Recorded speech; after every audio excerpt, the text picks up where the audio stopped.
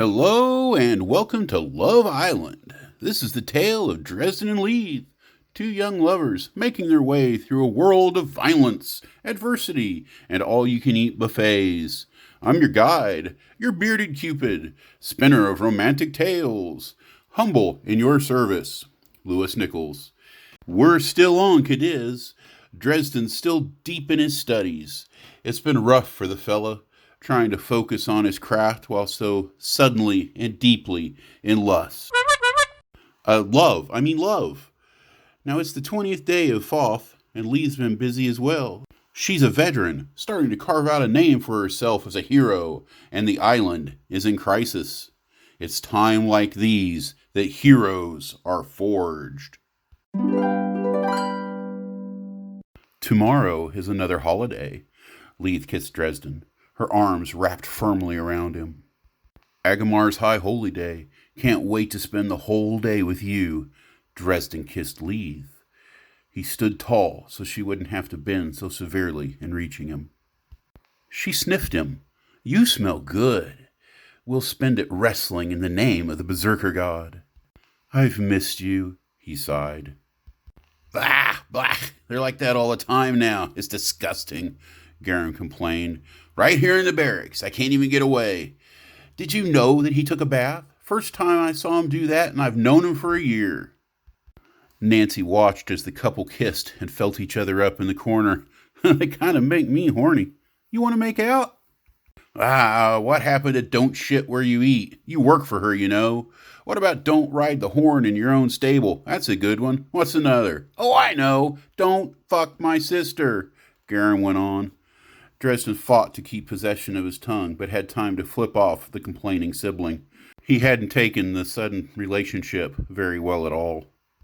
Leith could have kissed him forever, taking in air through her gills, but eventually had to give her lover a moment to breathe.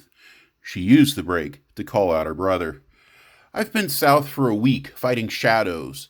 Can't you just be happy that I'm happy? Nancy shifted for a better view of the show. She has a point. Garum just grunted. Leith turned back and renewed her attack on Dresden's face, just to further piss off her brother. You took a bath just for me? I could take you right now. You know, brother, everything they say about dwarven stamina is true. Leith couldn't stop smiling as she investigated the lines on her lover's face, then turned to his squarish fingers, sucking each one in turn.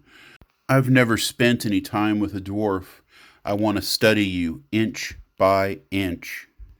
Oh, why don't you two just find a bed? Nancy pointed. Oh, look, you're in one. I'll join you if you like. The thought she might be serious terrified Dresden. He squirmed uncomfortably, trying to figure out a way to achieve more privacy, but there was none to be had. A few minutes later, they were out on the street. It was dark and cold in the wintry evening. Magical lights and oil lamps cast random shadowy patterns as they reflected from pockets of snow. If there weren't so many people walking the streets, it might have seemed eerie. Leith maneuvered him to a space between two buildings. Situating him on a crate, she studied him for a moment. The clan tattoo on his forehead was skillfully done with good ink and rich detail. Colleen's work on his arm was nearly healed, but she'd had at him again in Lee's absence. Thin black lines, still puffy, radiated from his bad eye, drawing attention to the training accident.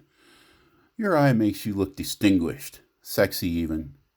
Would you love me more if I blinded myself entirely, he teased. She smiled. Maybe. I never thought I was going to love a dwarf at all, and just to be honest, you have me seduced. They spent long minutes with lips locked tight, hands roaming free. I'm sorry about my brother, Leith apologized. Dresden shrugged. He's an idiot. Laughing, Leith sighed. Yeah, he is. My brother, the dummy. Her demeanor changed, and she became suddenly serious. So, she started off shakily. I'm not wanting to rush anything, but yes. Well, Nicky Demon brought up something while we were out. What? Well, so at some point we might, if we keep going like this, we might want to marry, right? A shock ran through Dresden's small, sturdy form. Fear, elation, responsibility, duty, a sense of unworthiness all collided. Dresden, I would very much like to marry you, Leith Trout Runner. He somehow forced out the words without choking. It was the truth, just hard to say. Her eyes got wide and wet. You would? Oh, well, that's good. Okay, so what did Nicodemon have to say about it? Lee smiled and groaned. Well, what do you think your master will think? Dresden, I don't want to join his house. I want you, not him. I've been doing my own thing for a while now. Sort of. I take direction from Cadiz, and they're pretty lax, and our governing church is pretty hands-off too. Don't worry, he stroked her cheek. We'll work it out. I know we will. She held him tight for a long time, certain the two could overcome anything so long as they were together. It's getting colder, she finally said. It's so dark up here in the winter, and we're not even really that far north. He led her out onto the street. Where do you want to go? I like that. My man of action, getting straight to the point. If you don't mind Nick in the room, we can go back to my place. It's better than the barracks. He didn't have another place to crash, but he won't mind. He'll probably just pretend he's asleep. That's weird. Let's go. He started off, but she held fast. What are you looking at? Leith gazed down the street, deeper into town. I heard a noise, a sort of yelp. Something's going on. She had her sword out.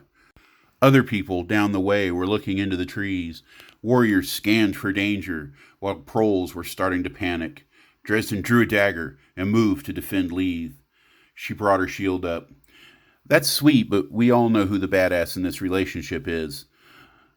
A body dropped from the sky just a few feet away. As they looked down at the dead Minotaur, a strange shadow passed, but neither could see what caused it. The body had been mutilated even before crashing into the ground hard enough to splatter its skull. The two went back to back and rotated, each looking for any sign of the foe. Within minutes, the streets were crowded with frustrated warriors. More bodies fell from the sky, but nothing presented itself for a proper battle. 4 warriors died that night, snatched with stealth, torn asunder, and discarded like garbage. Speculation ran wild. Everything was blamed, from spirits to bats or Iterians and the undead.